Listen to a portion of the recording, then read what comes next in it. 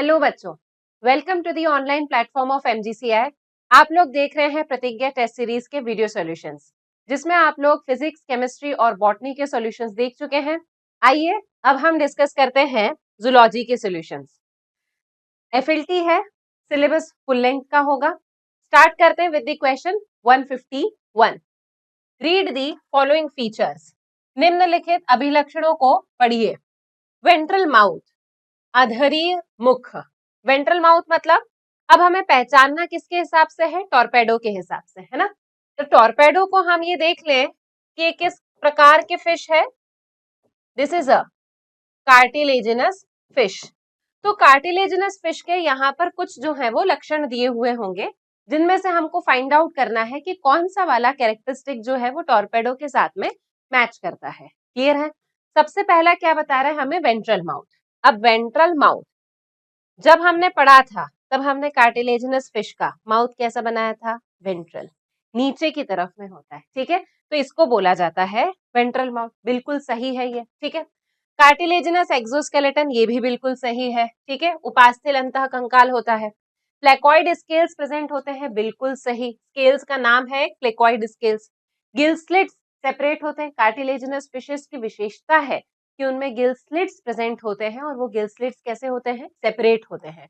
गलफड़े पृथक होते हैं। ठीक है, नोटोकॉर्ड परसिस्टेड होती है, बिल्कुल सही। पृष्ठ रज्जु जो है वो चीर स्थायी होती है, मतलब प्रेजेंट रहती है, वो वर्टिब्रल कॉलम में कन्वर्ट नहीं होती है, रिप्लेस नहीं होती है। ठीक है, तो इसमें से फर्स्ट वाला स्टेटमेंट जो है वो टॉर्पेडो का है, सेकेंड भी है, थर्ड भी है, फोर्थ भी है और फिफ्थ भी है। मतलब सारे के सारे फीचर्स जो है वो टॉर्पेडो के साथ में मैच कर रहे हैं। ठीक है, तो आंसर क्या हो जाएगा इसका बच्चों? सी, यानी कि सभी, ऑल ऑफ दीज। अब आते हैं हम क्वेश्चन नंबर 152 पर। देखिए, nearly dash million MTPs are performed in a year all over the world, which accounts to dash of the total number of conceived pregnancies in a year. क्या कहता है question? पूरी दुनिया में हर साल डैश मिलियन चिकित्सकीय संगर्भता समापन कराए जाते हैं, जो कि संसार भर की एक साल में होने वाली कुल सगर्भताओं का डैश भाग है। ये तो बिल्कुल एनसीईआरटी की लाइन है। क्या आएगा बच्चों यहाँ पर?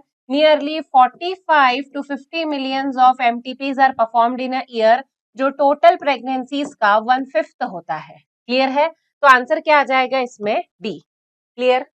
चलिए नेक्स्ट क्वेश्चन। असर्शन रीजन है, देखे जरा। HCG is released only during pregnancy. HCG केवल गर्भावस्था के दौरान ही सिक्रीट होता है, बिल्कुल सही स्टेटमेंट है ये, है ना। HCG is released by ovary, नहीं, या तो HCG जो है वो ट्रोफोब्लास्ट के सेल सिक्रीट करेंगे, या फिर HCG जो है वो किसके द्वारा सिक्रीट किया जाएगा? प्लेसेंटा के द्वारा। ठीक है, तो यहां पर क्या हो जाएगा? कथन सत्य है परंतु कारण असत्य है। Assertion is true but the reason is false. तो आंसर हो जाएगा यहां पर बच्चों बी। चलिए क्वेश्चन नंबर 154 स्टेटमेंट क्वेश्चन है। Placenta facilitates the supply of oxygen and nutrients to the mother and also removal of CO2 and excretory waste of mother. Placenta माता को ऑक्सीजन तथा पोषण की आपूर्ति करती है एवं माता के अपशिष्ट पदार्थों को बाहर निकालने का कार्य करती है। माता के लिए थोड़ी होता है, वो किसके लिए होता है? फीटस के लिए होता है, गर्भ के लिए होता है। तो ये स्टेटमेंट तो गलत हो गया, क्योंकि प्लेसेंटा तो न्यूट्रिटिव टिश्यू है जो डेवलपिंग फीटस को न्यूट्रिशन प्रोवाइड करता है ना। Placenta is functional unit between the developing embryo and the maternal body. Placenta परिवर्धनशील भ्रूण तथा मातृ शरीर के बीच क्रियात्मक इकाई है। ये स्टेटमेंट बिल्कुल सही है। क्लियर है? तो असर्शन गलत है और रीजन, सॉरी, स्टेटमेंट 1 जो है वो सही है और स्टेटमेंट 2 जो है वो गलत है। देखें, statement 1 is correct but statement 2 is not correct. तो आंसर हो जाएगा बी। कथन 1 सही है जबकि कथन 2 सही नहीं है। आंसर क्या हो गया? बी। आगे बढ़े क्वेश्चन नंबर 155 पर। इनकरेक्ट स्टेटमेंट यानी कि असत्य कथन हमें इसमें से चुनना है। Gift technique is unuseful for the women who can not produce ovum. Gift वाली जो टेक्निक है, ठीक है, गिफ्ट तकनीक उन महिलाओं के लिए लाभदायक नहीं है जो अंडाणुओं का निर्माण नहीं कर सकती हैं। तो गिफ्ट टेक्निक तो उन्हीं महिलाओं के लिए लाभदायक है ना जो अंडाणुओं का निर्माण नहीं कर सकती हैं, ठीक है। तो ये फर्स्ट वाला स्टेटमेंट गलत हो जाएगा। Low sperm count can be tackled bye artificial insemination. Sperm की कम संख्या को कृत्रिम कृत्रिम गर्भधान से सही किया जा सकता है, ये बिल्कुल सही है। लो स्पर्म काउंट अगर होगा तो उसे हम आर्टिफिशियल इंसेमिनेशन से ठीक कर सकते हैं, ठीक है। MTP are relatively safe during the third trimester. Third trimester मतलब लास्ट वाला जो ट्राइमेस्टर होता है, 7, 8 और 9 मंथ्स वाला, ठीक है। एमटीपी तृतीय ट्राइमेस्टर में सुरक्षित है, ये बिल्कुल गलत है। एमटीपी तृतीय ट्राइमेस्टर में बिल्कुल सुरक्षित नहीं होती है ना। Government of India has legalised MTP in 1971। भारत सरकार ने 1971 में एमटीपी को कानूनी रूप से स्वीकार कर लिया था। ये स्टेटमेंट बिल्कुल सही है। मतलब ए और सी जो है ये दो स्टेटमेंट गलत हैं, तो इनकरेक्ट फाइंड आउट करना था हमें। तो हमारा आंसर आ गया है यहाँ पर डी, जहां पर दिया हुआ है ए एंड सी। चलिए क्वेश्चन नंबर 156 पर आ गए हम। Endometrium is necessary for implantation of blastocyst. Endometrium कोरकपुटी के अंतरोपण के लिए आवश्यक होती है। असर्शन बिल्कुल सही है, ठीक है। In the absence of fertilisation the corpus luteum degenerates that causes disintegration of endometrium. निषेचन की अनुपस्थिति में कॉर्पस ल्यूटियम का ह्रास होता है जिसके कारण एंडोमेट्रियम का विखंडन होता है। क्लियर है। तो अब यहाँ पर असर्शन क्या कह रहा है कि एंडोमेट्रियम जो है वो ब्लास्टोसिस्ट के इम्प्लांटेशन के लिए जरूरी है। क्लियर है। और in the absence of fertilization, अगर मान लीजिए निषेचन नहीं हो रहा है तो कॉर्पस ल्यूटियम डिजेनरेट हो जाता है और एंडोमेट्रियम का डिजेनरेशन कर देता है, एंडोमेट्रियम का डिसइंटीग्रेशन कर देता है। तो दोनों ही स्टेटमेंट इंडिविजुअल में सही है, पर करेक्ट एक्सप्लेनेशन है क्या? नहीं, करेक्ट एक्सप्लेनेशन नहीं है। तो हम यहाँ पर लगा देंगे इसका आंसर बी। कथन एवं कारण दोनों सत्य है, लेकिन कारण कथन का सही स्पष्टीकरण नहीं है। क्लियर है। चलिए 157 पर चलते हैं हम। Which is correct match of indicating points A, B, C with the given events regarding the following diagram। अब ये डायग्राम तो बिल्कुल हमारी बुक का है। इस डायग्राम के अकॉर्डिंग हमें बताना है यहाँ पर कि कौन सी चीज जो है वो क्या दी हुई है, ठीक है। चलिए देखें, अब यहाँ क्या दिया हुआ है कि ये तो है हमारा ओवम, जिसको अपन सेकेंडरी oocyte बोल देंगे, ठीक है। ओव्यूलेशन हो गया, यहाँ पर ये ओवम आ गया है। इस जगह पर क्या हो गया है, यहाँ पर हो गया है फर्टिलाइजेशन। फर्टिलाइजेशन के बाद में यहाँ पर क्या हो रहा है कि यहाँ माइटोसिस जो है, क्लीवेज है, माइटोसिस है, वो स्टार्ट हो गया होगा, जिसकी वजह से नंबर ऑफ सेल्स जो है वो बढ़ रहे होंगे। क्लियर है। बट हमें एक बात और ध्यान रखनी है कि जब फर्टिलाइजेशन होगा, फर्टिलाइजेशन के बाद में जो हमारा oocyte है, सेकेंडरी oocyte जो अरेस्ट हुआ था इनटू द मेटाफेज सेकेंड, उस सेकेंडरी oocyte में मेटाफेज सेकेंड जो है वो रिज्यूम हो जाएगा। ये हमें ध्यान रखना है, ठीक है। चलिए देखते हैं अब क्या बता रहा है यहाँ पर। बी जो है वो फर्स्ट माइटोटिक डिवीजन होता है, start and formation of the blastocyst. पहला माइटोटिक डिवीजन होगा और आगे चलकर ब्लास्टोसिस्ट का फॉर्मेशन होगा, ठीक है, होल्ड करते हैं हम इसको, है ना। A meiosis second complete which was arrested in metaphase second. तो ए जो है वो हमें बता रहा है कि फर्टिलाइजेशन हुआ है और मियोसिस सेकेंड जो है वो कंप्लीट हो गया, जो कि मेटाफेज सेकेंड में अरेस्ट हुआ था। मियोसिस सेकेंड कंप्लीट, ए बता रहा है मियोसिस सेकेंड कंप्लीट हो गया इन the formation of haploid zygote, ये तो गलत है, ठीक है। Implantation occurs in the morula stage, ये भी हमारा गलत है। अब हमें किसमें से फाइंड आउट करना है, हमें फाइंड आउट करना है एक ऑप्शन ए और एक ऑप्शन बी, ठीक है। तो यहाँ क्या बोल रहा है बी वाला, ये पॉइंट क्या बता रहा है हमें कि फर्स्ट माइटोटिक डिवीजन स्टार्ट हो गया है और formation of blastocyst.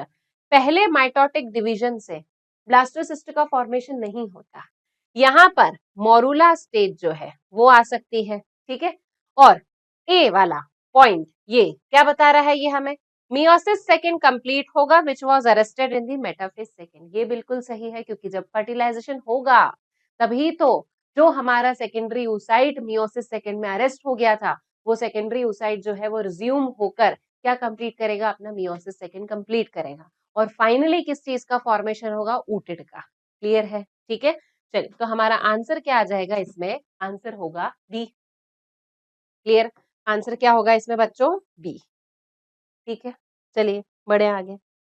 Yes, in the given graph A B are the pituitary hormones while C and D are the ovarian hormones. हमें बताना है यहाँ पर कि हॉर्मोन्स कौन कौन से हैं। चलिए देखें हम, ये वाला जो हार्मोन है जिसका पीक थोड़ा सा छोटा बन रहा है, ये ए वाला हार्मोन कौन सा हो जाएगा? एफएसएच। जिसका पीक बड़ा हो रहा है ये कौन सा हो जाएगा? LH.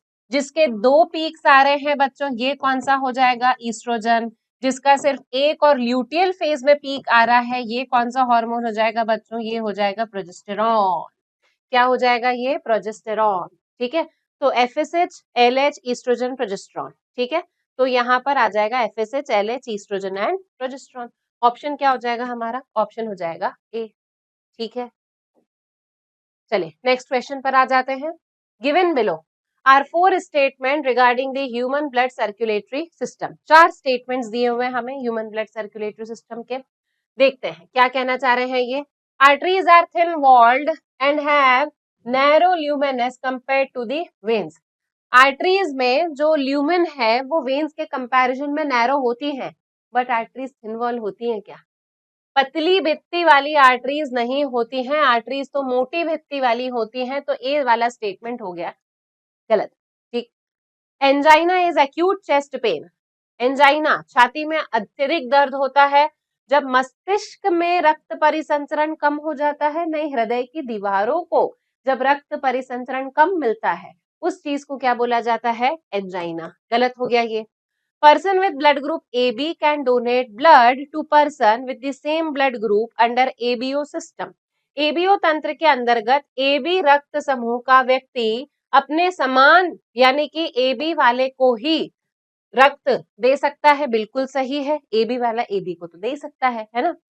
Calcium ion plays a very important role in the blood clotting. रक्त स्कंदन में कैल्शियम आयन अत्यधिक महत्वपूर्ण कार्य करता है। बिल्कुल सही, तो स्टेटमेंट सी और डी जो है वो सही है। और हमें इसमें से क्या बताना था, कौन सा कथन सत्य है? तो सी और डी ये दोनों जो है वो सत्य है, तो आंसर आ जाएगा हमारा ए। ठीक है, चलिए which statement is incorrect. Incorrect statement बताना है हमें। Neutrophils are the most abundant cells, about 65%, 60 to 65% of the total WBC. सबसे अधिक कोशिकाएं न्यूट्रोफिल है जो 60 to 65 है और सबसे कम है बेसोफिल 0.5 to 1%। ये बिल्कुल सही है। ठीक है, The T wave represents the return of ventricles from excited to the normal state. ये कहाँ से क्वेश्चन आया है? ECG, ECG से स्टेटमेंट आया है। इस तरीके से ऐसे हम वेव बनाते हैं, है ना, ECG बनाते हैं हम। ये रिप्रेजेंट करता है P atrial depolarization, QRS ventricular depolarization and T wave represent the ventricular repolarization. तो रिपोलराइजेशन मतलब returning of ventricles from the excited state to the relax state. ठीक है, तो यहाँ पर टी वेव क्या रिप्रेजेंट कर रही है? Of the ventricles from the excited to the normal state, मतलब धीरे धीरे से नॉर्मल की तरफ में बढ़ते जा रहे हैं। स्टेटमेंट बिल्कुल सही है। पी तरंग आलिंद के पुनः ध्रुवीकरण यानी कि रिपोलराइजेशन को बताता है, नहीं ये तो डिपोलराइजेशन को बताता है, ये गलत हो गया। A healthy individual has 12 to 16 grams of hemoglobin in every 100 ml of blood. स्वस्थ मनुष्य के प्रत्येक 100 ml रक्त में 12 to 16 ग्राम हीमोग्लोबिन पाया जाता है। ये बिल्कुल सही है। इनकरेक्ट बताना था हमें, तो हमने बता दिया कि हमारा ऑप्शन क्या हो जाएगा, हमारा सही ऑप्शन हो जाएगा बच्चों सी। क्लियर है, सही ऑप्शन क्या होगा? सी। चलिए विच इज करेक्ट स्टेटमेंट। अब क्या बताना है हमें? Correct statement. AV node is called as the pacemaker. AV पर्व को गति प्रेरक कहा जाता है, नहीं इसे पेस सेटर कहा जाता है। फिर पेस मेकर कौन है? ऐसे नोड है पेस मेकर, तो मतलब ये वाला स्टेटमेंट क्या हो गया? गलत हो गया। Atrial systole causes 30% ventricular filling. आलिंद प्रंकुचन 30% निलय को भरता है, ये वाला स्टेटमेंट क्या हो गया? सही हो गया, है ना, क्योंकि जो 70% है वो तो ज्वाइंट डायस्टोल के समय पर जाता है, वॉल्स के खुले रहने की वजह से बचा रहता है कितना? 30%। और जो 30% है वो किसकी हेल्प से जाता है? बताओ किसकी हेल्प से जाता है? जब एट्रिया कॉन्ट्रैक्ट करते हैं उसकी हेल्प से जाएगा। क्लियर है, तो यहाँ पर हमने कह दिया कि ये वाला जो स्टेटमेंट है वो सही है। Cardiac output depends on ventricular filling. Cardiac output जो है वो वेंट्रिकुलर फिलिंग पर डिपेंड करता है, ठीक है। जितना वेंट्रिकल्स के अंदर ब्लड जाएगा तो उतना ही 1 मिनट में हार्ट जो है वो पंप आउट करके बाहर निकालेगा। कम वेंट्रिकल में पहुंचेगा तो कम बाहर निकालेगा, ज्यादा पहुंचेगा, नॉर्मल पहुंचेगा तो ज्यादा कार्डियक आउटपुट होगा, है ना। तो सी वाला स्टेटमेंट सही है। Blood pump during the cardiac cycle is cardiac output. एक हृदय चक्र के दौरान पंप किया जाने वाला रक्त हृदय निकास कहलाता है, एक कार्डियक साइकिल के दौरान नहीं। 1 मिनट में कितनी कार्डियक साइकिल रन होती है, उस 1 मिनट में कितना ब्लड पंप आउट होता है, उसको क्या बोला जाता है, कार्डियक आउटपुट। तो यहाँ पर क्या फाइंड आउट करना है, हमने करेक्ट स्टेटमेंट बताना है। तो बी वाला जो है वो करेक्ट हो गया और सी वाला जो है वो करेक्ट हो गया। तो ऑप्शन क्या आ जाएगा बच्चों, हमारा बी आ जाएगा ऑप्शन, ठीक है। चलिए क्वेश्चन नंबर 162 पर आते हैं। In blood, CO2 comparatively diffuse easily because of its high solubility. रक्त में CO2 अधिक विलेयता के कारण आसानी से विसरित हो जाता है, बिल्कुल सही है। CO2 की जो सॉल्युबिलिटी है वो ऑक्सीजन के कंपैरिजन में 20 to 25 टाइम ज्यादा है बच्चों, तो ये स्टेटमेंट बिल्कुल सही हो गया। Approximately 18 to 19% of CO2 is transported by plasma. लगभग 18 से लेकर 19% CO2 का प्लाज्मा के द्वारा परिवहन होता है। नो, कितना होता है, 7% होता है, तो ये तो गलत हो गया, है ना। CO2 diffuses into the blood, passes into RBC and react with H2O to form H2CO3. CO2 blood में से डिफ्यूज होकर आती है, आरबीसी के अंदर जाती है, आरबीसी में प्रेजेंट होता है वाटर और ये CO2 वाटर के साथ में रिएक्ट करती है in the presence of enzyme carbonic anhydrase और क्या बनाती है, H2CO3। तो मतलब ये स्टेटमेंट तो सही हो गया, ठीक है। Chloride ions diffuse from plasma into RBC to maintain ionic balance. Chloride ion plasma से विसरित होकर आरबीसी में जाकर आयनिक बैलेंस को स्थापित करता है, ये स्टेटमेंट बिल्कुल सही, क्लियर है। क्लोराइड आयंस बाहर से अंदर आते हैं जिसे हम पढ़ते हैं क्लोराइड शिफ्ट, ठीक है। तो अब अपने को इसमें से निकालना था ट्रू स्टेटमेंट, तो सही वाला ए है, सही वाला सी है और डी है, तो आंसर क्या आ जाएगा हमारा, ऑप्शन हो जाएगा B, A C and D are correct, ठीक है। चलिए क्वेश्चन नंबर 163 पर आते हैं। Choose the incorrect statement regarding the enzyme carbonic anhydrase. Carbonic anhydrase के संबंध में हमें असत्य कथन को चुनना है। Present in high concentration in RBC, इसकी सांद्रता लाल रक्त कणिकाओं में उच्च होती है, बिल्कुल सही।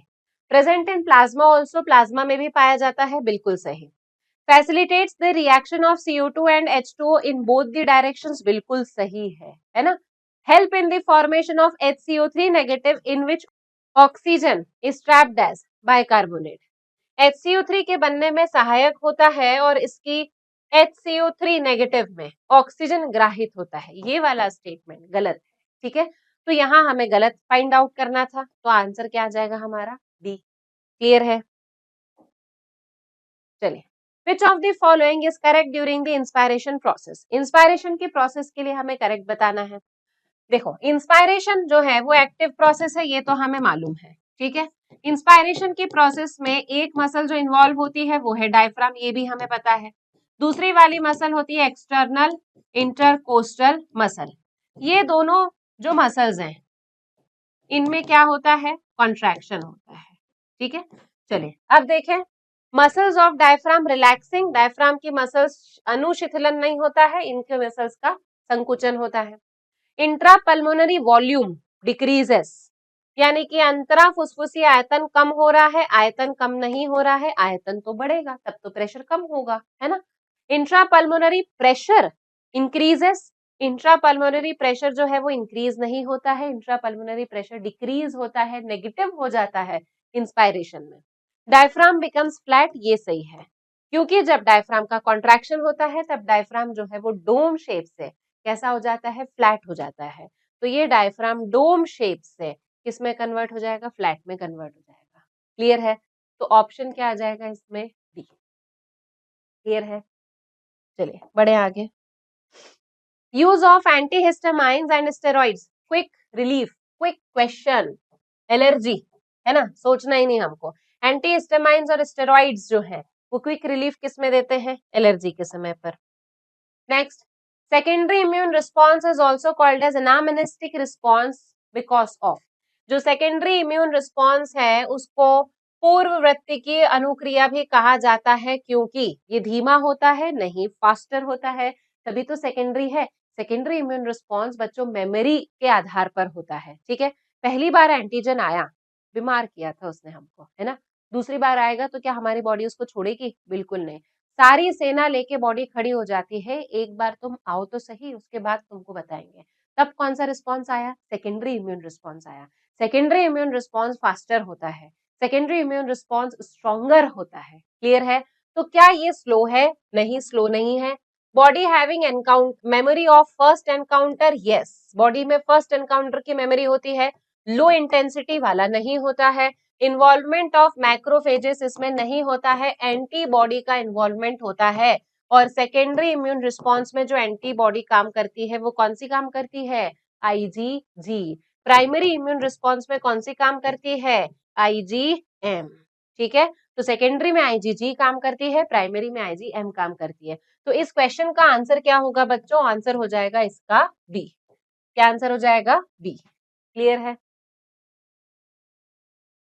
चलिए अब आते हैं अपन क्वेश्चन नंबर 167 पर।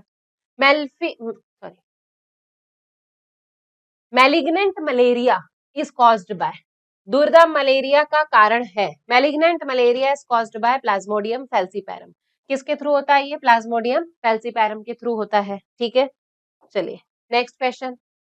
Asthma patients must never be expose to dust, asthma के रोगियों को कभी भी धूल के संपर्क में नहीं आना चाहिए। कथन तो सही है कि इनको कभी भी धूल के संपर्क में नहीं आना चाहिए। फिर उससे क्या होता है? धूल अगर जाएगी तो वो अलर्जन है, अलर्जन है तो वो क्या करता है? हमारी ब्लड वेसल्स को डायलेट करता है, बट ब्रोंकाई की जो वेसल्स होती हैं या ब्रोंकाइज जो होती है उनको कॉन्स्ट्रिक्ट करता है, ठीक है। तो इसकी वजह से सांस चलने लगती है, सांस फूलने लगती है, डिफिकल्टी होती है ब्रीदिंग में, and that produces a wheezing sound. Clear है? Allergic response may cause vasoconstriction and death. Allergic response जो है वो vasoconstrictions नहीं, वो vasodilation cause करते हैं। क्या cause करते हैं ये? vasodilation।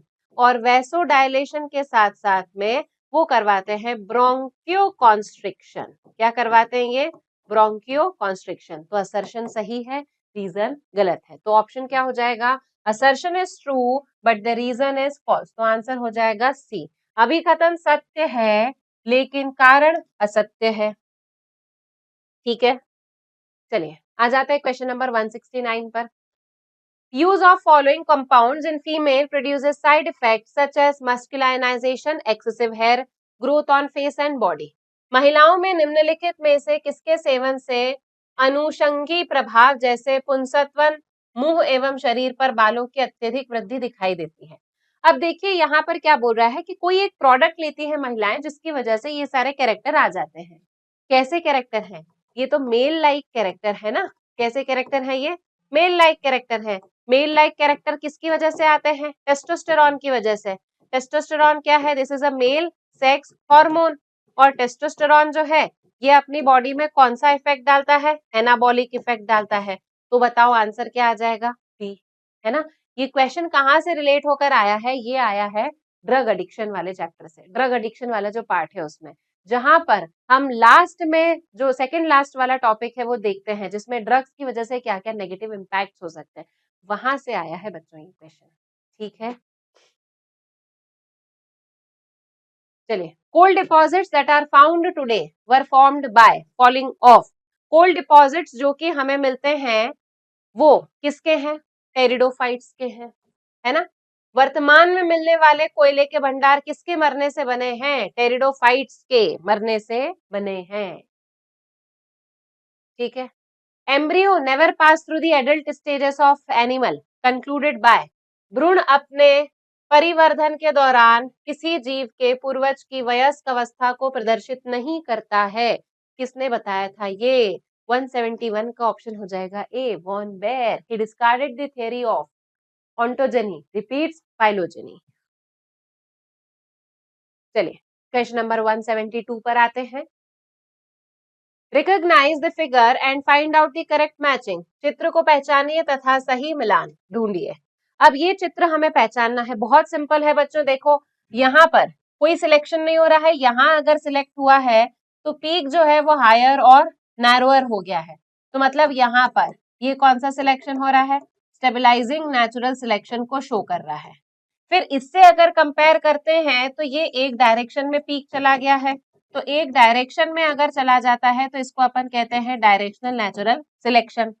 फिर अगर पीक जो है उसमें मीन कैरेक्टर को चूज ही नहीं किया है, एक्सट्रीम कैरेक्टर को चूज कर लिया है, तो इसको क्या कहा जाता है, विदारक यानी कि disruptive natural selection.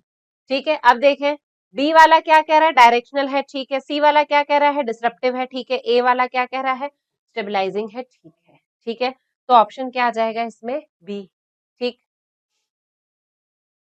Next question number 173, bones and cartilages are the examples of.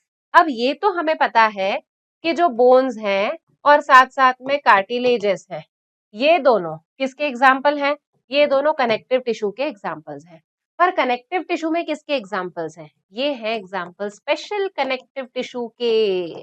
किसके हैं, स्पेशल कनेक्टिव टिश्यू के। तो these are the examples of specialised विशिष्टीकृत संयोजी ऊतक, क्योंकि इनका मैट्रिक्स, बोन्स का मैट्रिक्स जो है वो हार्ड होता है, कार्टिलेजेस का मैट्रिक्स जो है वो कंपैरेटिवली सॉफ्ट होता है। क्लियर है, तो इसलिए इन्हें क्या कहा जाता है, these are special type of connective tissue. चलिए अब आते हैं हम क्वेश्चन नंबर 174 पर। Brush border simple cuboidal epithelium is found in. Brush border epithelium किसको बोला जाएगा, क्यूबॉइडल एपिथेलियम है, तो शेप इन सेल्स के कैसे हो जाएंगे, क्यूबॉइडल, और इसके ऊपर माइक्रोविलाइज प्रेजेंट होंगे, इसे कहा जाता है ब्रश बॉर्डर एपिथेलियम। कहाँ प्रेजेंट होती है ये, नेफ्रॉन में, पीसीटी समीपस्थ कुंडलित नलिका में पाई जाती है। नेक्स्ट क्वेश्चन नंबर 175 पर आते हैं। Which one of the following statement about Hyla, Hyla क्या है, एम्फीबिया है। राना, राना टिग्रीना एम्फीबिया है। रैटस, रैटस क्या है, रैट यानी कि मैमल है। एलिफस, एलिफस क्या है, एलिफेंट यानी कि ये भी क्या है, मैमल है। तो इनके रिगार्डिंग हमें कुछ स्टेटमेंट्स बताना है कि इन चारों ऑर्गेनिजम्स में कॉमन स्टेटमेंट कौन सा आता है। ठीक है, ये सभी समतापी हैं यानी कि होम्योथर्मिक है। नहीं, ये स्टेटमेंट गलत हो जाएगा, क्योंकि हाइला और राना जो है वो एम्फीबिया के, और एम्फीबिया समतापी नहीं होते, है ना। एम्फीबिया कैसे होते हैं, these are poikilothermic, cold blooded होते हैं। 12 पेयर ऑफ क्रेनियल नर्व्स, ये भी गलत है, क्योंकि एम्फीबियंस में फ्रॉग जो है उसमें हमने पढ़ा है 10 पेयर ऑफ क्रेनियल नर्व्स होते हैं। ठीक है, ऑल हैव डाइकोंडाइलिक स्कल, ये बिल्कुल सही, सभी के पास में स्कल कैसा होता है, dicondylic. Sexes are separate, fertilization is internal. ठीक है, सेक्सेस सेपरेट है, यहां तक समझ में आता है। फर्टिलाइजेशन इंटरनल है, फ्रॉग में कैसे इंटरनल होगा, फ्रॉग में तो एक्सटर्नल होता है, तो ये स्टेटमेंट हो गया गलत। ऑप्शन क्या आ गया बच्चों हमारा, सी। क्या ऑप्शन आ गया हमारा, सी। ठीक है, चलो क्वेश्चन नंबर 176 पर आते हैं। मैच द कॉलम, बहुत देर बाद आया मैच द कॉलम, है ना। चलिए फाइंड आउट करें इसमें हम। ट्रैक्यूल्स, ट्रैक्यूल्स किस में प्रेजेंट है, इंसेक्ट्स में। कार्बोनिक अनहाइड्रेज जो है वो बाइकार्बोनेट बनाता है। Lactic acid fast working muscle में डिपॉजिट होगा, फर्मेंटेशन ईस्ट के द्वारा होता है। तो 1 2 3 4 आंसर आ गया हमारा इसमें क्या, ए। ठीक है, सिंपल सा क्वेश्चन था। Next question 177, which statement is incorrect, कौन सा कथन असत्य है। ठीक है, ए वाला पॉइंट है, lower invertebrates like sponges, coelenterate, flatworms etcetera exchange oxygen with CO2 by simple diffusion over their entire body surface। ये सारे जो निम्न कशेरुकी हैं, जैसे स्पॉन्जेस है, सिलेंट्रेट है, चपटे कृमि है, ये सभी ऑक्सीजन और कार्बन डाइऑक्साइड का विनिमय पूर्ण शारीरिक सतह से सरल विसरण के द्वारा करते हैं, यानी कि डिफ्यूजन के द्वारा करते हैं। बिल्कुल सही, क्योंकि इनमें कोई भी रेस्पिरेटरी ऑर्गन प्रेजेंट नहीं है। ठीक है, next point, trachea straight tube है, एक्सटेंड करती है up to the mid thoracic cavity. ठीक है, यहाँ तक है ना। कहाँ तक जाती है, सीधी नलिका है जो मध्य वक्ष गुहा तक पाई जाती है। ठीक, विच divides at the level of 7 thoracic vertebrae into right and left primary bronchi। सातवीं नहीं, पांचवी, T5 वर्टिब्री के लेवल पर वो डिवाइड हो जाती है। तो ये स्टेटमेंट कैसा हो गया, गलत हो गया, है ना। Next, A healthy man can inspire or expire approximately 6,000 to 8,000 ml of air per minute. स्वस्थ मनुष्य प्रति मिनट में लगभग 6,000 से 8,000 ml हवा को अंतःश्वसित या निश्वसित कर सकता है। बिल्कुल सही है। इसको अपन बोलते हैं टाइडल वॉल्यूम पर मिनट, है ना बच्चों। PO2 is a major factor which could affect binding of CO2 with the hemoglobin. PO2 एक मुख्य कारक है जो CO2 को हीमोग्लोबिन से जोड़ने को प्रभावी करता है। बिल्कुल सही है। CO2 जो है, PO2 जो है, ये PO2 अगर ज्यादा होगा तो कार्बन डाइऑक्साइड जो है वो हीमोग्लोबिन से नहीं जुड़ेगा। PO2 अगर कम होगा तब कार्बन डाइऑक्साइड जो है वो हीमोग्लोबिन के साथ में बाइंड हो जाएगा। क्लियर है? ठीक है। तो फोर्थ वाला स्टेटमेंट भी हमारा सही है। तो सही आंसर हमारा क्या हो जाएगा? हमें पूछा क्या था? इनकरेक्ट बताना था, तो इनकरेक्ट में हमारा आंसर क्या हो जाएगा? B. B is the incorrect option for this question. Clear है? चले क्वेश्चन नंबर 178 की तरफ में चलते हैं। Respiratory rhythm centre is present in medulla region. श्वसन लय केंद्र मेड्यूला क्षेत्र में उपस्थित होता है। बिल्कुल सही। Chemosensitive area is highly sensitive to CO2 and hydrogen. रसो संवेदी क्षेत्र CO2 तथा हाइड्रोजन आयनों के लिए अत्यंत संवेदनशील होता है। बिल्कुल सही है बच्चों। The role of oxygen in the regulation of respiratory rhythm is quite significant. श्वसन लय के नियमन में ऑक्सीजन की भूमिका बहुत ही महत्वपूर्ण होती है, जबकि ऑक्सीजन की तो कोई भूमिका ही नहीं होती है। ऑक्सीजन बढ़े घटे बॉडी को कोई फर्क नहीं पड़ता है। किससे फर्क पड़ता है? CO2 से फर्क पड़ता है। और किसी से पड़ता है क्या? हाइड्रोजन से फर्क पड़ता है। तो ऑक्सीजन का कोई सिग्निफिकेंट रोल है क्या? नहीं है। स्टेटमेंट गलत हो गया। Pneumotaxic centre is present in pons region. बिल्कुल सही है ये। Receptor associated with aortic arch and carotid artery can recognize the changes in CO2 and H positive concentration. महाधमनी आर्क तथा कैरोटिड धमनी में उपस्थित ग्राही CO2 तथा H positive सांद्रता में परिवर्तन को पहचान सकता है। ये बिल्कुल सही है, क्योंकि ये क्या है? These are chemoreceptors. ये chemoreceptors है जो कहाँ लोकेटेड है? aortic arch में और कैरोटिड आर्टरी में। क्लियर है? तो आप देखें हमें इसमें क्या बताना था। करेक्ट ऑप्शन इसमें हमें बताना है कि इसमें कितने स्टेटमेंट जो है वो सही है। तो फर्स्ट वाला, सेकंड वाला, फोर्थ वाला और फिफ्थ वाला ये सही है। मतलब 4 स्टेटमेंट जो है वो सही है। ठीक है। चलिए अब आते हैं अपन question number 179। In the given matched pairs of how many are correctly matched. ठीक है, कितने करेक्टली मैच है वो हमको बताना है। एडीएच वाटर का रीअब्जॉर्प्शन करवाता है। ठीक है। एल्डोस्टेरॉन जो है मिनरलोकॉर्टिकॉइड है, मिनरल्स का रीअब्जॉर्प्शन करवाएगा। ठीक है। एएनएफ जो है डिक्रीज करता है ब्लड प्रेशर को। ठीक है, क्योंकि ये वैसोडाइलेटर है। ठीक है। एंजियोटेंसिनोजन पावरफुल वैसो कंस्ट्रिक्टर है। पावरफुल वैसो कंस्ट्रिक्टर क्या है? Angiotensin second is the powerful vaso constrictor. तो 3 जोड़ियां जो है वो इसमें सही है। ठीक है। बढ़ते हैं क्वेश्चन नंबर 180 की तरफ में। The osmolarity in cortex and inner medullary interstitial space. Cortex और भीतरी मेड्यूलरी मध्य स्थान में ऑस्मोलैरिटी होती है। कॉर्टेक्स में कितनी होती है? 300 मिली ऑस्मोल्स। नीचे जाते जाते कितनी हो जाती है? 1200 मिली ऑस्मोल्स पर लीटर। ऑप्शन आ गया हमारा 300 एंड 1200 मिली ऑस्मोल्स पर litre.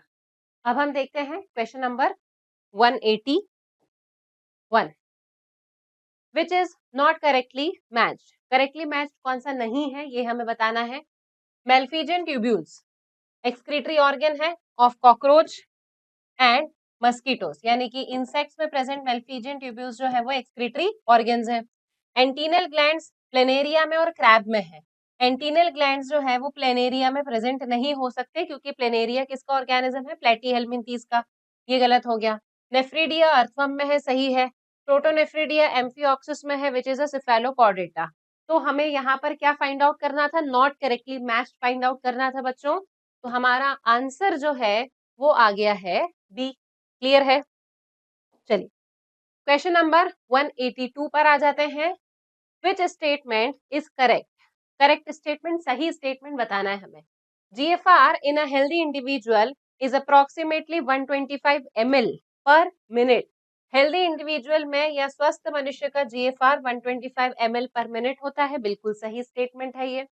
Urine released per day is approximately 1.5 litres, प्रतिदिन में 1.5 लीटर्स मूत्र उत्सर्जित होता है, बिल्कुल सही। In PCT, 70 to 80% of electrolytes and water are reabsorbed. PCT में 70 से 80% वैद्युत अपघट्य और जल पुनः अवशोषित होता है। ये स्टेटमेंट भी बिल्कुल सही है। तो यानी हमारे सारे स्टेटमेंट्स जो है वो सही है। आंसर क्या आ जाएगा इसमें? D, all of the above. Clear है बच्चों? आते हैं अब क्वेश्चन नंबर 183 पर। Myasthenia gravis is a autoimmune disorder affecting motor end plate. Motor end plate की जगह हमारी बुक में क्या लिखा हुआ है? Neuromuscular junction. तो न्यूरोमस्कुलर जंक्शन और मोटर एंड प्लेट दोनों एक ही चीज है। तो ये बिल्कुल सही है कि माइस्थेनिया ग्रेविस एक ऑटोइम्यून डिसऑर्डर है जिसमें मोटर एंड प्लेट प्रभावित होता है। बिल्कुल सही है ना? Muscular dystrophy, progressive degeneration of smooth muscles. No, no, no, no, no. Muscular dystrophy smooth muscles का नहीं, skeletal muscles का progressive degeneration होता है। तो ये वाला स्टेटमेंट हो गया गलत, है ना? सही पहचानना था, पहले ही वाला सही हो गया है, पर बाकी के भी और देख लेते हैं। In tetany, rapid spasm in muscles is due to high sodium in body. Tetany में रैपिड स्पाज्म होता है मसल्स का, but it is due to the low calcium ion in our blood. किसकी वजह से होता है? कैल्शियम आयन के कम होने की वजह से। तो सी वाला स्टेटमेंट जो है वो गलत हो जाएगा। ठीक। Osteoporosis is characterized by increased bone mass and decreases chances of fracture. Osteoporosis में बोन मास बढ़ जाता है तथा फ्रैक्चर की संभावना घट जाती है। ऑस्टियोपोरोसिस में तो बोन मास घट जाता है, डेंसिटी जो है वो बोन्स की घट जाती है, जिसकी वजह से फ्रैक्चर होने की संभावना बढ़ जाती है। क्लियर है बच्चों? तो हमारा 183 में सही आंसर ढूंढना था हमें। सही आंसर क्या आएगा हमारे पास में? ए। क्लियर है? ठीक। चलिए क्वेश्चन नंबर 184 पर आते हैं। Which is false statement. False statement बताना है। ग्लोब्यूलर हेड ऑफ मायोसिन इस तरीके से बनाया जाता है। Globular head of myosin has ATPs activity, बिल्कुल सही। इसके पास में एटीपी बाइंडिंग साइट जो है वो प्रेजेंट होती है। इस तरीके से हमने देखा है कि क्या प्रेजेंट होती है, इसके पास में एटीपी बाइंडिंग साइट प्रेजेंट होती है। तो मतलब स्टेटमेंट फर्स्ट सही हो गया। F actin is the F actin is made up of meromyosin. F actin किसका बना हुआ है? वो तो जी एक्टिन का बना हुआ है, मीरोमायोसिन का थोड़ी ना बना हुआ है। तो बी वाला स्टेटमेंट गलत हो जाएगा। G actin is a polymer of F actin. कुछ बच्चों ने इसमें गलती करी होगी। क्या कहना चाह रहा है? G actin is a polymer of A actin. मतलब जी एक्टिन एफ एक्टिन का एक पॉलीमर है। इसका कहने का मतलब है कि जी एक्टिन एक पॉलीमर है। तो जी पॉलीमर थोड़ी है, जी तो मोनोमर है, एफ एक्टिन पॉलीमर है। तो स्टेटमेंट सही क्या होना चाहिए था? F actin is the polymer of G actin. पर ये स्टेटमेंट कैसा है? गलत है ना? LMM is the part of actin. LMM actin का पार्ट होता ही नहीं है, एलएमएम तो मायोसिन का पार्ट होता है। तो बच्चों क्या फाइंड आउट करना है? फॉल्स स्टेटमेंट बताना है हमें। तो बी, सी और डी तीन फॉल्स स्टेटमेंट है हमारे। तो आंसर आ जाएगा हमारा ए। क्लियर है? ठीक है, चलिए select the correct option. Correct option हमें इसमें बताना है। ठीक। Between humerus and pectoral girdle, ये है हमारी बोन ह्यूमरस और ये है हमारा पेक्टोरल गर्डल, जहां पर प्रेजेंट है ग्लिनोइड कैविटी। ज्वाइंट कौन सा होता है इसमें? बॉल एंड सॉकेट ज्वाइंट होता है। यहाँ हिंज ज्वाइंट लिखा हुआ है, गलत है। Between Atlas and axis, Atlas हमारी फर्स्ट सर्वाइकल वर्टिब्री है, एक्सिस हमारी सेकेंड सर्वाइकल वर्टिब्री है। नो ज्वाइंट होता है इसमें। नो ज्वाइंट मतलब कौन सा? पाइवोट ज्वाइंट प्रेजेंट होगा। तो ये वाला बिल्कुल सही है। एटलस और एक्सिस के बीच में पाइवोट संधि होगी। बिटवीन कार्पल्स, ये है हमारे हाथ के कार्पल्स। कार्पल्स में कौन सा वाला ज्वाइंट होता है? कार्पल्स में ग्लाइडिंग ज्वाइंट प्रेजेंट होता है। तो ये सैडल ज्वाइंट गलत दिया हुआ है। Between carpals and metacarpals of thumb, first carpo metacarpal, यहाँ पर कौन सा ज्वाइंट प्रेजेंट होता है? यहाँ होना चाहिए था सैडल ज्वाइंट, पर ये वाला भी गलत है। तो करेक्ट मैच कौन सा बन रहा है इसमें? एटलस और एक्सिस के बीच में पाइवोट संधि पाई जाती है। तो मतलब आंसर क्या हो जाएगा हमारा? आंसर होगा बी। क्लियर है? चलिए एग्जामिन द फिगर। अब हमें ये फिगर एग्जामिन करना है और इसमें लेबलिंग करनी है। बहुत ही सिंपल क्वेश्चन है बच्चों। देखें, ए हमें क्या बता रहा है? ए हमें शो कर रहा है ये वाली bone. The only horizontal bone which is present in our body, ये वाली बोन कौन सी है? This is clavicle. बी किसको शो कर रहा है? बी शो कर रहा है किसको? ह्यूमरस को, ठीक है। सी किसको शो कर रहा है? अंगूठे के तरफ वाली जो होती है इसको क्या बोला जाता है? रेडियस। अब अंगूठे से अलग है ये, तो ये कौन सी हो जाएगी? अल्ना। और डी क्या हो जाएंगे इसमें? डी हो जाएंगे इसमें कार्पल। तो मतलब क्लेविकल है, ह्यूमरस है, अल्ना है और कार्पल है। तो क्लेविकल है, ह्यूमरस है, अल्ना है और कार्पल है। तो आंसर क्या हो जाएगा बच्चों? हमारा आंसर हो जाएगा ए। क्लियर है? ठीक है, चलें question number 187। Read the following statements carefully and find out the incorrect one. गलत कथन को पहचानना है हमें। Somatic neural system relays impulses from CNS to the skeletal muscle. जो सोमैटिक न्यूरल सिस्टम है, कायिक तंत्रिका तंत्र है, उद्दीपनों को केंद्रीय तंत्रिका तंत्र से कंकालीय पेशियों तक पहुंचाता है। बिल्कुल सही है, कंकालीय पेशियों तक पहुंचाता है, ठीक है। Somatic neural system relays the impulse from involuntary muscle to CNS. Somatic neural system का इनवॉलेंट्री मसल के साथ में कोई लेना देना नहीं है, तो ये वाला स्टेटमेंट क्या हो गया? गलत हो गया। ANS transmit the impulse from CNS to involuntary muscle and smooth muscles of the body। ये तो बिल्कुल लाइन है।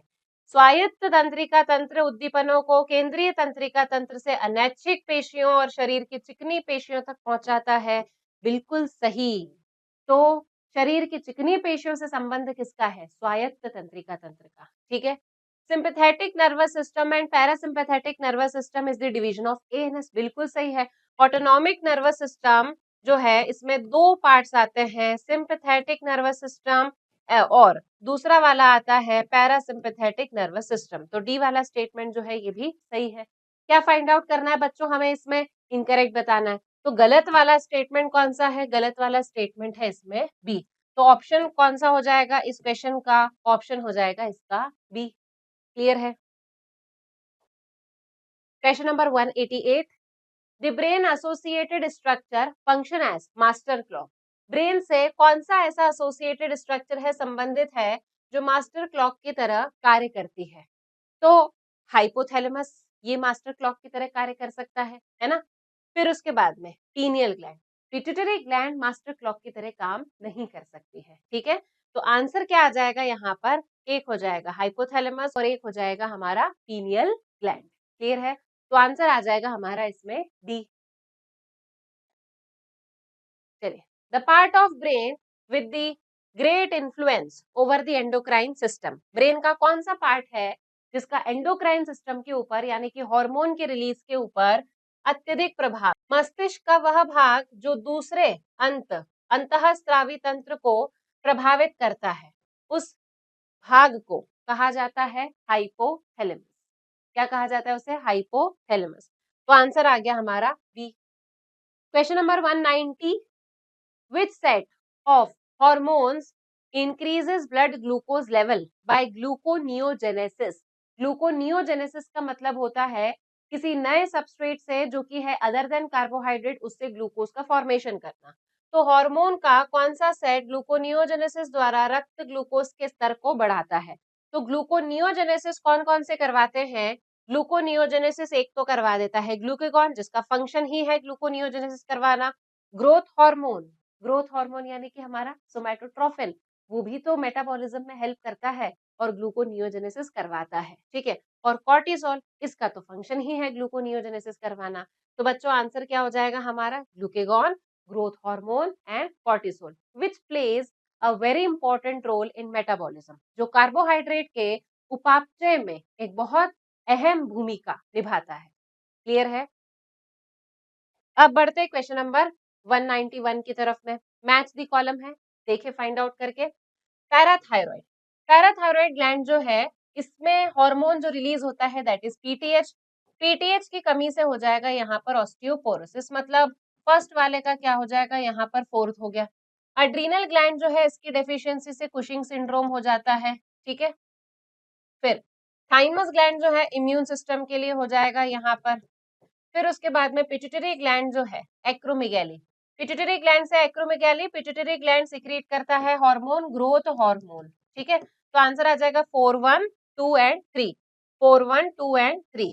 तो ऑप्शन क्या आ गया बच्चों हमारा? ऑप्शन बन जाएगा डी। क्लियर है, सॉल्व हो गया ये। क्वेश्चन नंबर 192, T4, T3 और T4 किसके पार्ट्स हैं? T3 और T4 are the forms of thyroxine hormone. T4 क्या है? T4 is the thyroxine hormone, ठीक है। PTH पैराथायरॉइड से सिक्रीट होता है। GnRH जो है हाइपोथैलेमस से सिक्रीट होगा। LH सिक्रीट होता है किससे? पिट्यूटरी से, ठीक है। तो ऑप्शन क्या बनेगा अपना? 2 हो जाएगा, 4 हो जाएगा, 1 हो जाएगा और 3। तो 2 4 1 3 किस में आ रहा है? 2 4 1 और 3, 2 4 1 और 3 आ रहा है किसमें? सी में। क्लियर है, ठीक है। चलिए अब हम आते हैं क्वेश्चन नंबर 193 पर। मैच दी कॉलम है, सॉल्व करें इसे। मॉन्स प्यूबिस हो जाएगा क्वेश्चन ऑफ फैटी टिश्यूज, यानी कि ए का हो जाएगा 4, ठीक है। लेबिया मेजोरा हो जाएगा फ्लैशी फोल्ड ऑफ टिश्यू, यानी कि बी का हो जाएगा 1, ठीक। Labia minora paired fold of tissue होता है, ठीक है। सी का क्या हो जाएगा इसमें? Second.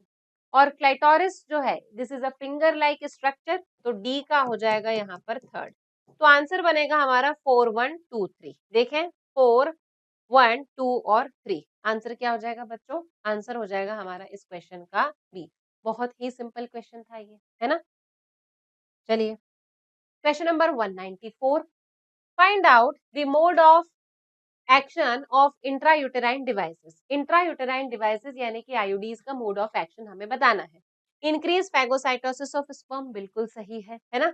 Suppresses sperm motility, copper T का काम है। सब suppresses fertilization capacity of sperm, बिल्कुल सही है। तो आंसर क्या हो जाएगा हमारा इसका? आंसर हो जाएगा हमारा डी। क्लियर है। Among the contraception method, the highest risk of accidental pregnancy accompanies। निम्न में से किस गर्भ निरोधक विधि में दुर्घटनावश सगर्भता के अधिकतम मौके हैं? मतलब जो हमारी कॉन्ट्रासेप्टिव है या मेथड ऑफ कॉन्ट्रासेप्शन है उसमें फेलियर के इन चारों में से किसके चांसेस हैं?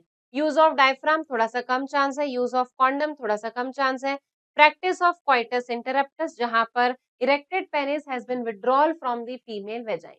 क्लियर है। तो यहाँ पर इस मेथड में क्वाइटस इंटरप्टस का अभ्यास जो है इसकी वजह से प्रेगनेंसी जो है वो हो सकती है। क्लियर। तो इसका आंसर क्या आ जाएगा बच्चों? 195 का आंसर हो जाएगा सी। क्लियर। चले question number 196, Darwinian variations. Darwin के अनुसार जो वेरिएशंस थे वो कैसे थे? लघु और दिशात्मक, small and directional. One word वाला आंसर है। डार्विन ने बताया था वेरिएशंस होते हैं। वेरिएशन कैसे होते हैं? छोटे और दिशात्मक होते हैं, डायरेक्शनल होते हैं, ठीक है। चलिए अब आते हैं अपन क्वेश्चन नंबर 197 पर। Match the column with column 2 and 1, match करना है इसमें। देखें Weissman Weissman has given the theory of continuity of germ plasm, ठीक है। तो ए का हो जाएगा यहाँ पर थर्ड। ह्यूगो डिवरीज ने क्या बताया था? ह्यूगो डिवरीज ने दी थी म्यूटेशन थ्योरी, ठीक है। ये हो गया हमारा। अर्नस्ट हेकल जो है इन्होंने हमें दिया था बायोजेनेटिक लॉ, ठीक। Ontogeny repeats phylogeny. लमार्क ने हमें बताया था इनहेरिटेंस ऑफ एक्वायर्ड कैरेक्टर। तो 3 4 2 1, 3 4 2 1, आंसर हो जाएगा बच्चों हमारा इसमें डी। क्लियर है। चलिए अब आते हैं अपन क्वेश्चन नंबर 188 पर, ठीक है। चलिए question number 188, match the column है। देखें इसमें एनिमल किंगडम से क्वेश्चन आया है। ऑरेलिया, ऑरेलिया फाइलम सीलेंट्रेटा का ऑर्गेनिज्म है, जेलीफिश कहा जाता है। टेनिया प्लेटीहेल्मिन्थीज है, this is also called as the tapeworm. फिर मिएंड्रिना फाइलम सीलेंट्रेटा का ऑर्गेनिज्म है, also called as the brain coral. Fasciola Platyhelminthes also called as the liver fluid. Pheretima Annelida का है, it is also called as the earthworm. Answer क्या बनेगा हमारा? सी E D A और B, C E D A और B, answer हो जाएगा हमारा इसमें बी। क्लियर है, ठीक है। चलिए next, which structure is common in Ascidia and Amphioxus. Ascidia और एम्फिओक्सिस में, एस्किडिया किसका एग्जाम्पल है बच्चों? यूरोकॉर्डेटा का, है ना। और एम्फिऑक्सिस किसका एग्जाम्पल है बच्चों, ये भी हमें याद होगा, सिफेलोकॉर्डाटा का एग्जाम्पल है। अब इन दोनों में हमें कॉमन कैरेक्टर बताना है। टू चेम्बर्ड हार्ट है क्या इसमें, मछलियों जैसे तो है नहीं है। वेंट्रल नर्व कॉर्ड है क्या, ये तो कॉर्डेट है, तो कॉर्डेट्स में तो डॉर्सल नर्व कॉर्ड होगी। पेरेंजियल गिल स्लिट्स है क्या, और closed blood circulatory system. Closed blood circulatory system जो है वो वर्टिब्रेट्स का कैरेक्टरिस्टिक है, but they are not vertebrates, तो यहाँ पर ये भी गलत हो जाएगा और करेक्ट आंसर क्या होगा इसका, फेरेंजियल गिल स्लिट्स।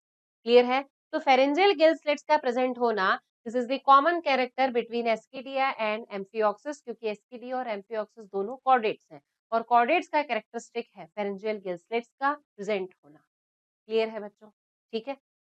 चलिए अब आते हैं हम question number 200। Which of the following is not correct, इसमें से सही कौन सा नहीं है। कोरल हैज कैलकेरियस स्केलेटन, बिल्कुल सही है, सीलेंट्रेटा का है ये, ठीक है। कोरल्स में कैलकेरियस कंकाल पाया जाता है। In Pennatula digestion is both extracellular and intracellular, again Coelenterata. Coelenterata में हमने पढ़ा है कि यहाँ पर बाह्य और आंतरिक दोनों प्रकार का पाचन होता है, बिल्कुल सही। In hydra mouth is present on hypostome, बिल्कुल सही है। हाइड्रा में इस प्रकार की एक कैविटी होती है जिसे कहा जाता है गैस्ट्रोवेस्कुलर कैविटी, टेंटिकल्स है हाइपोस्टोम और उसके ऊपर प्रेजेंट होता है माउथ, बिल्कुल सही है। In Obelia polyp produces medusa sexually, जबकि polyp produces medusa asexually and medusa produces polyp sexually. Clear है, तो गलत स्टेटमेंट हमें फाइंड आउट करना था, तो गलत कौन सा वाला है, गलत डी वाला है, और डी ही हमारा सही आंसर भी है। क्लियर है, तो बच्चों अभी हमने जूलॉजी का पेपर डिस्कस कर लिया है। आई होप आप लोगों के मैक्सिमम क्वेश्चंस जो है वो सही गए होंगे। जहां पर आप लोगों से मिस्टेक हुई है प्लीज उन मिस्टेक्स को ध्यान रखिए, उन मिस्टेक्स को रेक्टिफाई कीजिए, ओवरकम करने की कोशिश कीजिए। हमारी एग्जाम में बहुत कम दिन बचे हुए हैं, please boost up your efforts and get good results. Thank you.